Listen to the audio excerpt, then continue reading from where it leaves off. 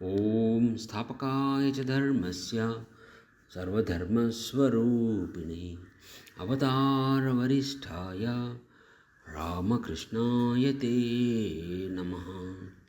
అందరికీ నమస్కారం. ఈరోజు మనం Ramakrishna mission ideas and ideals అందులో భాగంగా శివజ్ఞానే జీవసేవ, మనిషిలో ఉన్న భగవంతుని సేవించడం అన్న విషయం గురించి శ్రీరామకృష్ణులు చెప్పిన విషయాలు మరియు కొన్ని సంఘటనలు చూస్తాం. ఈ విధంగా శ్రీరామకృష్ణ జీవితంలో అక్కడక్కడ కొన్ని సంఘటనలు, ఉపదేశాలు లభిస్తాయి. ఈ విషయం గురించి రామకృష్ణులు చెప్పారు, నువ్వు కేవలం కళ్ళు మూసుకొని కూర్చున్నప్పుడు మాత్రమే నువ్వు భగవంతుని చూస్తావా? కళ్ళు తెరిచినప్పుడు భగవంతుని చూడవా? ఆయన చూడలేవా అని అడుగుతారు. ఆయన చెప్పాడు, భగవంతుణ్ణి మనం మట్టితో చేసిన ప్రతిమలలో పూజిస్తున్నాం. అలాంటప్పుడు మనిషిలో ఇంకా బాగా అభివ్యక్తమై ఉన్నాడు. మనిషిలో మనం భగవంతుణ్ణి పూజించలేమా అని చెప్పి మృణ్మయ ప్రతిమలో పూజ చేస్తున్నప్పుడు చిన్మయ ప్రతిమలో పూజ చేయలేమా అని చెప్పాడు. మృణ్మయం అంటే మట్టితో చేసినటువంటి ప్రతిమ, మృణ్మయ ప్రతిమ. చిన్మయ ప్రతిమ అంటే చైతన్యముతో నిండినటువంటి ప్రతిమ, అంటే మనుష్యుడు అని. ఈ విషయాన్ని స్వామి వివేకానంద తర్వాత ప్రపంచమంతటా వ్యాప్తి చెందించాడు. శివజ్ఞానే జీవసేవ అనే సంఘటన మనందరికీ బాగా తెలుసు. దక్షిణేశ్వరంలో జరిగింది. ఒకసారి దక్షిణేశ్వరంలో రామకృష్ణులు చైతన్య మహాప్రభువు యొక్క వైష్ణవ మతం గురించి మాట్లాడుతూ, వైష్ణవ మతంలో 3 విషయాలు ముఖ్యంగా పాటించాలి అని చెప్పారు. ఏమిటవి? నామము పట్ల రుచి, వైష్ణవుల సేవ మరియు జీవుని పట్ల దయ. భగవంతుడు మరియు ఆయన నామము ఒక్కటే. ఈ విషయాన్ని మనస్సులో పెట్టుకొని భగవంతుడి నామాన్ని గొప్ప భక్తి తపనలతో జపించాలి. శ్రీకృష్ణుడు మరియు ఆయన భక్తులకు వైష్ణవుల మధ్య భేదము లేదు అనే ఉద్దేశంతో వైష్ణవులను గౌరవించి సేవించాలి. యావత్ ప్రపంచము భగవంతునికి చెందినది అనే జ్ఞానంతో జీవుల పట్ల దయను చూపించాలి. ఈ విధంగా జీవుల పట్ల దయ అని ఉచ్చరిస్తూ రామకృష్ణులు హఠాత్తుగా సమాధి స్థితిలోనికి వెళ్ళి, జీవుల పట్ల దయ, ఛీ, నువ్వు పురుగు కంటే నీచమైన వాడివి. జీవుల పట్ల దయ చూపడానికి నువ్వు ఎవరివి? అది జీవుల పట్ల దయ కాదు, శివజ్ఞాన జీవసేవ. అంటే శివుడు అనే భావంతో, భగవంతుడు అనే భావంతో జీవులకు సేవ చెయ్యాలి అని. శ్రీరామకృష్ణులు భావావస్థలో చెప్పిన విషయాలను అక్కడ ఉన్న భక్తులందరూ విన్నారు. అయితే అందులోని అంతరార్థాన్ని వారెవరూ గ్రహించలేకపోయారు. అప్పుడు నరేంద్రనాథ్ కూడా అక్కడే ఉన్నాడు. అతడు గదిలో నుండి బయటకు వచ్చి, ఆహా, శ్రీరామకృష్ణులు ఎంతటి అద్భుతమైన వచనాలను వచించారు. ఆయన వచనాలలో ఒక కొత్త విషయాన్ని నేడు కనుగొన్నాను. భక్తి మరియు వేదాంతాల మధ్య సమన్వయాన్ని కనుగొన్నాను. నాకు కనుక ఎప్పుడైనా అవకాశం లభిస్తే శివజ్ఞానే జీవసేవ అన్న ఈ అద్భుత విషయాన్ని ప్రపంచమంతటా బోధిస్తాను అని చెప్పాడు. ముఖ్యమైన విషయం ఏమిటంటే, రామకృష్ణులు ఈ శివజ్ఞానే జీవశివ అనే విషయాన్ని కేవలం మాటలతోనో బోధనలతోనో సరిపెట్టలేదు. ఆయన ఈ విషయాన్ని తమ జీవితంలో ఆచరించి చూపారు. ఆయన తన భార్యను జగన్మాతగా పూజించారు.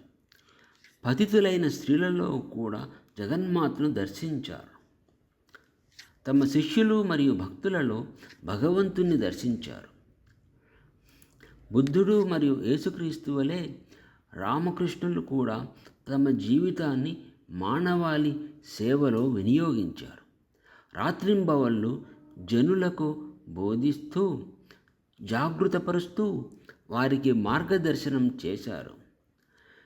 శ్రీరామకృష్ణుల బోధనల కంటే ఆయన నిర్విరామంగా ఇతరులకు మేలు చేయడం అనే విషయం వివేకానందుని బాగా ప్రభావితం చేశాయి. స్వామీజీ తమ యొక్క ఉపన్యాసం నా గురుదేవుడు అనే ఉపన్యాసంలో రామకృష్ణులను గొప్ప కర్మయోగిగా పేర్కొంటారు. తర్వాత ఇక్కడ 1-2 సంఘటనలు చూద్దాము. 1868లో రామకృష్ణులు మధురనాథ్ బిశ్వాస్తో పాటు కలిసి కాశీకి తీర్థయాత్రకు బయలుదేరారు. దాదాపు అంతా కలిపి 125 మంది ఉంటారు ఆ గ్రూప్లో. దారిలో వాళ్ళు ప్రస్తుతం జార్ఖండ్లో ఉంది దేవగర్ అనే చోట వైద్యనాథ్ మందిరం, శివుడి మందిరం, అక్కడ వెళ్ళి ఆగారు. అక్కడ ఒక గ్రామంలో ఉండే ప్రజలు ఎంతో పేదరికంతో ఎంతో బాధపడుతూ అస్థిపంజరాల్లాగా ఉన్నారు. వాళ్ళు చూడడానికి అంతటి బక్కచెక్కి ఉన్నారు. రామకృష్ణులు వాళ్ళని చూసి మధునాథ్తో చెప్పారు, నువ్వు వీళ్ళకు ఒక మంచి భోజనం పెట్టించి వారందరికీ వస్త్రాన్ని ఇవ్వు అన్నాడు. అయితే మథురు, బాబు దారి ఖర్చుల కోసం ఉన్న ధనం అంతా ఖర్చు అయిపోతుంది, వీళ్ళకి ఎలా ఇవ్వడం అని కాస్త అనేసరికి అప్పుడు రామకృష్ణ చెప్పారు, నువ్వు కనుక వీళ్ళకు భోజనం పెట్టి వస్త్రం ఇవ్వకపోతే నేను కాశీకి వెళ్ళను, ఎక్కడే వెళ్ళను, నేను ఇక్కడే వీళ్ళతో పాటు కూర్చుంటాను అని చెప్పారు. ఆఖరికి అప్పుడు మధురనాథ్ బిశ్వాస్ కలకత్తా నుండి వస్త్రాన్ని తెప్పించి వాళ్ళకి ఇచ్చి భోజనం పెట్టిన తర్వాతనే వాళ్ళు అక్కడ నుండి బయలుదేరారు కాశీయాత్రకు. మరో సందర్భంలో రామకృష్ణులు ఒకసారి మధురనాథ్ బిశ్వాస్తో పాటు వాళ్ళ యొక్క ఎస్టేట్కి వెళ్తారు. ఆ ఎస్టేట్ భూమి అక్కడ ఒక గ్రామం జనులకు కౌలుకి ఇవ్వబడింది. 2 సంవత్సరాలుగా వాళ్ళకు పంట సరిగ్గా పండలేదు. అందువల్ల వాళ్ళు కూడా పేదరికంతో బాధపడుతూ ఉన్నారు. అప్పుడు రామకృష్ణులు చెప్పారు మధురనాథ్తో, నువ్వు అమ్మ యొక్క ధర్మకర్తవు, వీళ్ళ యొక్క ట్యాక్స్ అంతా మాఫీ చేయించి వాళ్ళకి మంచి భోజనం పెట్టించు అని చెప్పారు. దానికి కూడా మధురనాథ్ గొరుగుతూ ఉన్నాడు. అప్పుడు రామకృష్ణ చెప్పారు, నువ్వు అమ్మ యొక్క ధర్మకర్తవు, వీళ్ళందరూ అమ్మ దగ్గర భూమిని కౌలుకు తీసుకొని చేస్తున్నారు, నువ్వు అమ్మధనాన్ని ఖర్చు పెట్టి వారికి సహాయం చేయాలి అని చెప్పాడు. సో ఆఖరికి తిరిగి మళ్ళీ మథురకు రామకృష్ణులు చెప్పినట్లే చేయవలసి వచ్చింది. ఈ విధంగా రామకృష్ణులు ఇతరులకు జనులకు సేవ చేయడం అనే విషయం ఆయన సర్వత్రా భగవద్ దర్శనము అన్న దాని కారణంగా అయిందన్నమాట. ఇదేదో కేవలం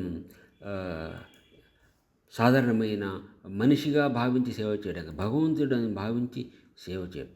కాశీపూర్లో రామకృష్ణులను గొంతు క్యాన్సర్ కారణంగా మాట్లాడవద్దని చెప్పినప్పుడు ఆయన చెప్పాడు, నేను దీన్ని లెక్క చేయను, ఒక వ్యక్తికి సహాయం చేయడానికి నేను 20,000 శరీరాలు త్యజించడానికి కూడా సిద్ధంగా ఉన్నాను అని చెప్పాడు. ఒకసారి రామకృష్ణుడు నరేంద్రుడిని జీవితంలో నీ లక్ష్యం ఏమిటి అని ప్రశ్నించారు. అందుకు నరేంద్రుడు చెప్పాడు, శుకదేవుడి మల్లె ఎల్లప్పుడూ సమాధిలో ఉంటూ 2-3 రోజులకు ఒకసారి బాహ్యదశకు వచ్చి శరీర సంరక్షణార్థం కొద్దిగా ఆహారం స్వీకరించి మళ్ళీ సమాధి స్థితిలోనికి వెళ్ళడం అని చెప్పాడు. అందుకు రామకృష్ణులు చెప్పారు, నువ్వు ఇంతటి హీన బుద్ధిని కలిగి ఉన్నావు, నువ్వు గొప్ప ఆధారమని నేను అనుకున్నాను, నువ్వు నీ స్వకీయ ముక్తిని కోరుకుంటున్నావు, దానికంటే ఉన్నతమైన లక్ష్యం ఉంది, నువ్వు ఒక పెద్ద మర్రి చెట్టులాగా లక్షలాది మందికి ఆశ్రయం కల్పిస్తావు అని నేను అనుకున్నాను అని చెప్పాడు. తర్వాత వివేకానందుడు తన సమాధి సుఖాన్ని త్యాగం చేయడం వల్లనే ఇన్ని రామకృష్ణ మిషన్ కేంద్రాలు, సేవా సమితులు, సేవా కార్యక్రమాలు, ప్రవచనాలు ఇవన్నీ మనకు లభిస్తున్నాయి. ఈ topic Ramakrishna mission ideas and ideals, ఈ విషయం గురించి మళ్ళీ తర్వాత కొద్దిగా చూస్తాం. ఓం జననీం శారదాం దేవీం రామకృష్ణం జగద్గురుం పాదపద్మే తయో శ్రిత్వా ప్రణమామి ముహుర్ముహుః.